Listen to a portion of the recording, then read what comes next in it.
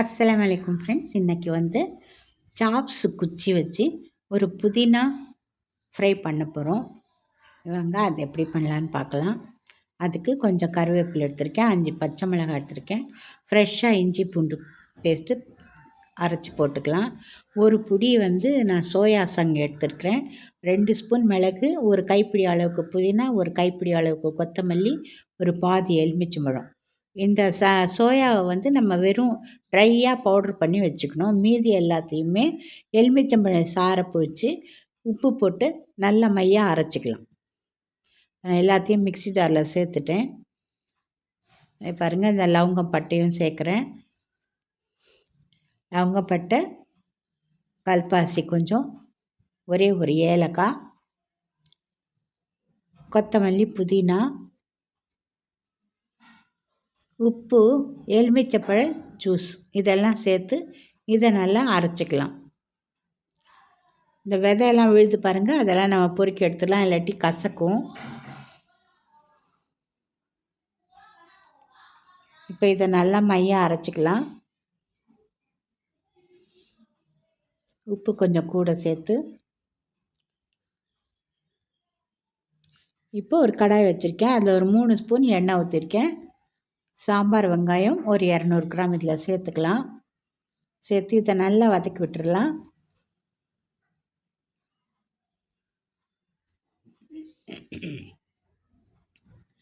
இப்போ வெங்காயம் நல்லா வதங்கினதும் அரைச்சி வச்சா இந்த க்ரீன் மசாலாவை சேர்த்துக்கலாம்.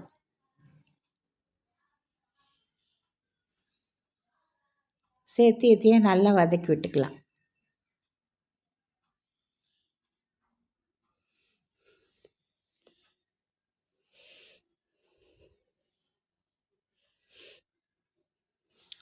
நான் ஏற்கனவே மட்டன் வந்து வேக வச்சு வச்சுருக்கிறேன்.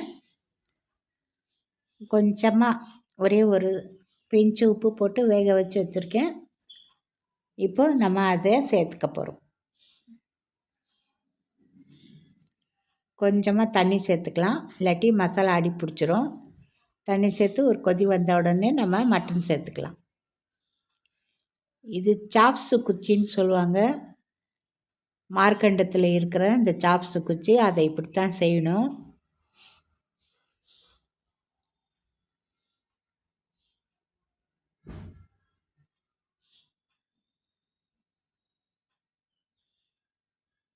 நல்லா இதை கலந்து விட்டுறலாம்.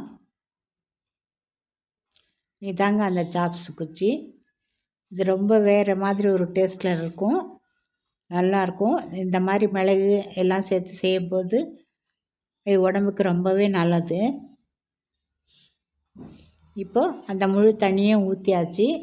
ஊற்றி இப்போ நல்லா இதை கொதிக்க வச்சுக்கலாம். இந்த தண்ணியெல்லாம் நல்லா வற்றட்டும். நல்லா கொதிக்குது. இப்போது 1/2 ஸ்பூன் மஞ்சப்பொடி, 1 ஸ்பூன் சீரகப்பொடி சேர்த்துக்கலாம். ஏன்னா நான் அரைக்கும் போது சீரகப்பொடி வைக்கல, இது வந்து வறுத்து பொடி பண்ண சீரகப்பொடி. அதனால் இந்த நேரத்தில் தான் நான் அதை சேர்க்குறேன். சேர்த்து இதை நல்லா கலந்து விட்டு நல்லா இந்த தண்ணியெல்லாம் போகிற வரைக்கும் சுருண்டை வச்சுக்கலாம். பாருங்க, ஒரு 8 நிமிஷத்துக்கு அப்புறம் இந்த மாதிரி வந்துருச்சு, ரொம்ப நல்லா வந்திருக்கு. இப்போ நம்ம வந்து இந்த சோயா பொடி பண்ணி வச்சுருக்குறோம் இல்லையா, அந்த பொடியை மேலே தூவிக்கலாம். இந்த மசாலா ரொம்ப ரொம்ப டேஸ்ட்டாக இருக்கும். இது போட்டு நல்லா கலந்து விட்டுடலாம்.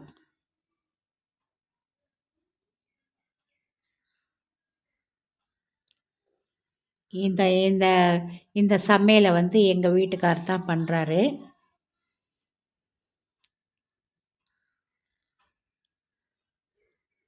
பாருங்கள், இதுதான் அந்த சாப்ஸு குச்சி, ரொம்ப நல்லாயிருக்கும்.